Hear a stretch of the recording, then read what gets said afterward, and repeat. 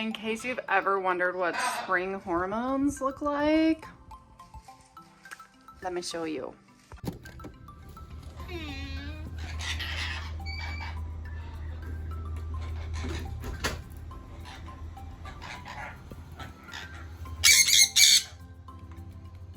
What are you doing? What are you doing?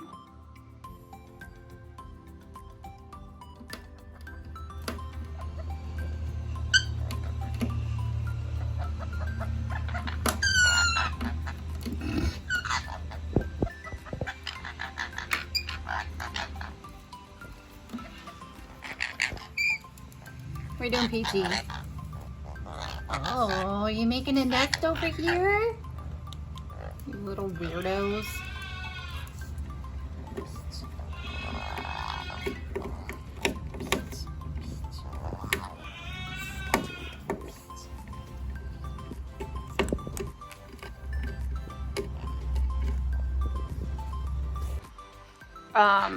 I'm sorry that this looks so disgusting. They literally never, ever come down here. I came out here to give them a snack and I was like, where the heck are my birds? They're down here, just being weird. In case you're unfamiliar with spring hormones, a lot of people don't quite understand why their birds turn into vicious little biting animals out of nowhere. When the time changes, the longer days signal them to procreate. And as frustrating or annoying as that might become because your bird is biting you all the time or being excessively loud or destructive, those are all behaviors of spring hormones. They cannot help themselves, but a couple of ways that you can help your bird is by giving them a private sleeping space and limiting their daylight to 12 hours. So you can help control those hormones by giving them a strict 12 hours of sleep in a private space where you can turn the lights off. I don't really recommend I guess a closet would work, but like a bathroom or an extra room or a laundry room or someplace you can put them in there in a smaller cage and close the door and turn off the lights, and it can be totally secluded of sound and light, and they can get a nice quiet 12 hours of sleep. My parrots do have their own bedroom. I previously had shown you guys probably like several months ago that we are dividing our downstairs, it's a master add-on, into 2 rooms. And so currently they're taking up the entire space that they don't need, and so no one can sleep in there. So I got rid of all the furniture, and we're needing to have the floor leveled because it was a patio, so it literally slopes. So once we have that done, we can put the wall, and they'll have their own separate bedroom, but they do have their own private sleeping space. So it works out really well, but it just seems that the hormones are just getting to them this year.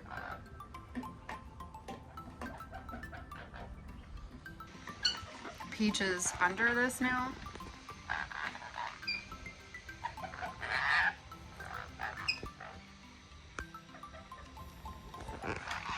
Y'all help me.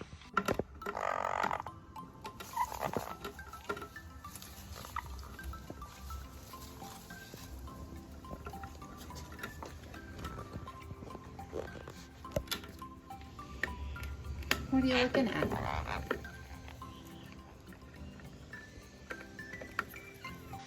So it appears that I'm going to have to take this out of here because they are nesting underneath it. It's just really going to create some even worse hormones.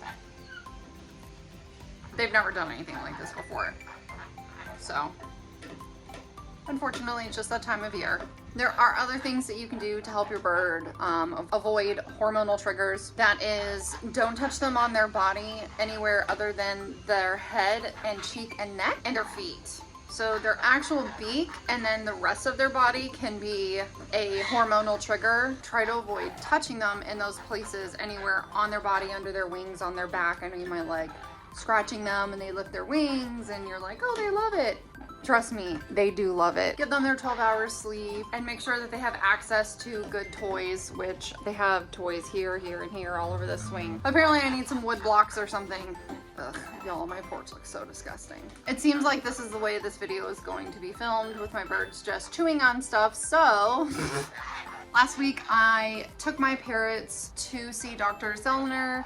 Mango actually got a checkup, and both of them had a blood draw to determine their DNA if they're male or females. I suggested that you guys guess in the comments whether or not all 4 of my parrots were males or females, and to just put their name and their gender. So a lot of you did that. It was kind of like a fun little game to play. Well, Cookie's results got lost.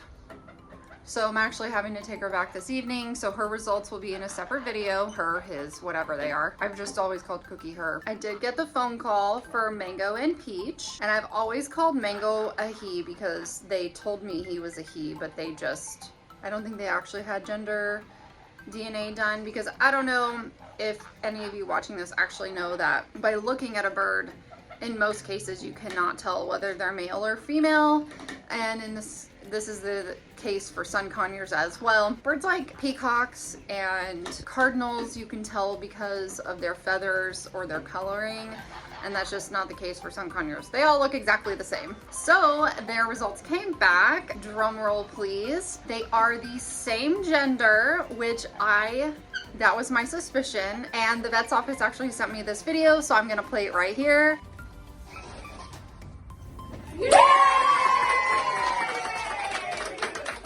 Surprise, they're both boys. I knew that they were both boys just by their behavior.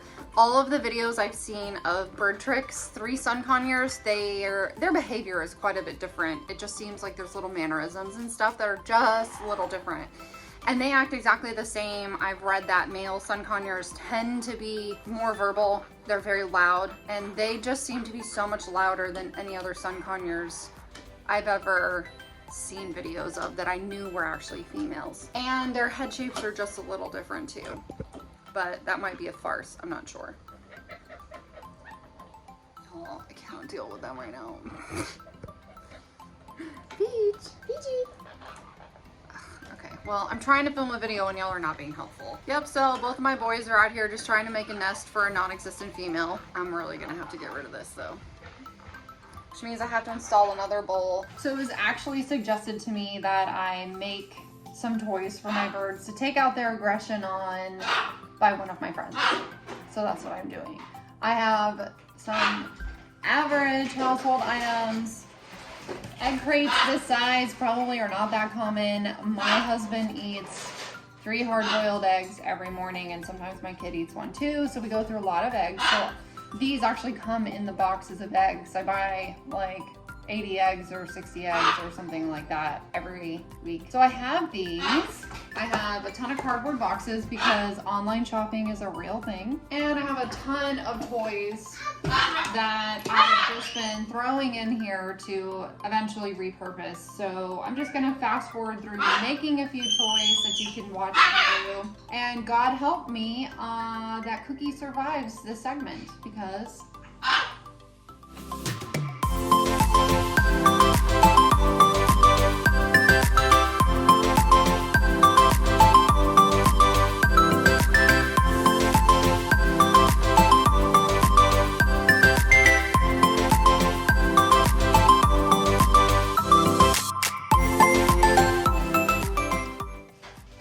just a reminder, your parrot should not have cotton rope ever, because the filaments of the fuzziness can come off in their beak, and then it will go down their throat eventually and get stuck in their croup, and you'll have a bird that can't eat because their croup is so full of cotton. It has to be surgically removed. So be aware of that danger, and remove cotton from your toys if it comes with it, or don't buy toys that have cotton on them. I talked about this in another video, and a lot of people actually have been really surprised. It's like they never heard of it. Well, yeah, because bird toy stores, or stores that carry bird toys, are stocked up with cotton things, cotton tying everything together. So be aware of it and don't buy toys that have that. While I'm working on this is what's going on behind me.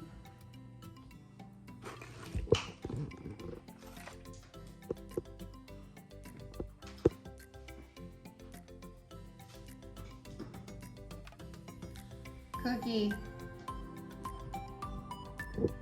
I'm making you a toy, Bert. Just relax.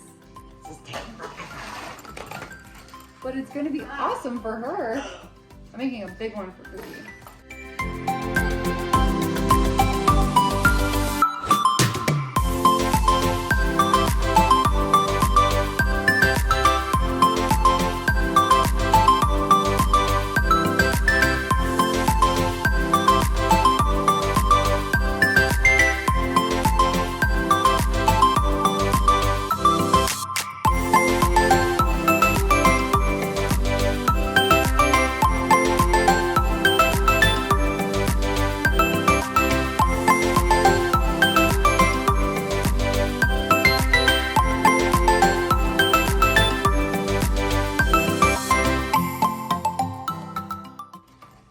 Three toys, essentially for free.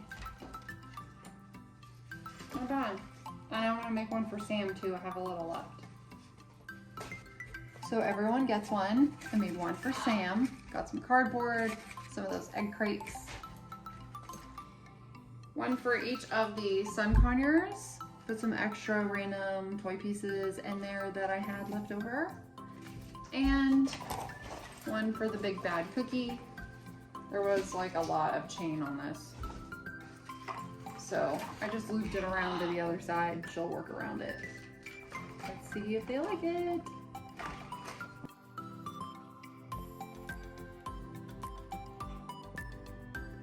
Not interested? Okay, we'll check back with you. Sam is just now enjoying his egg snack. So he will not care about his toy. I might actually put it in his cage.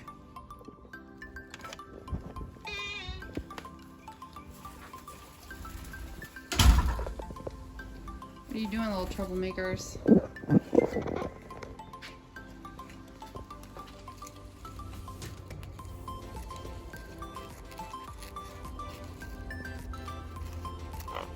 There we go.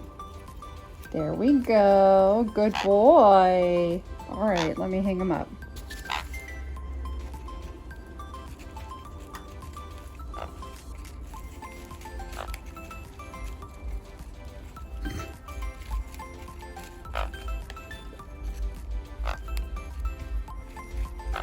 Peachy.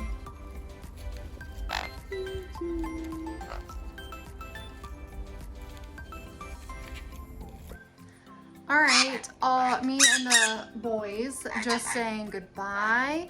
Thanks for watching. Like and subscribe.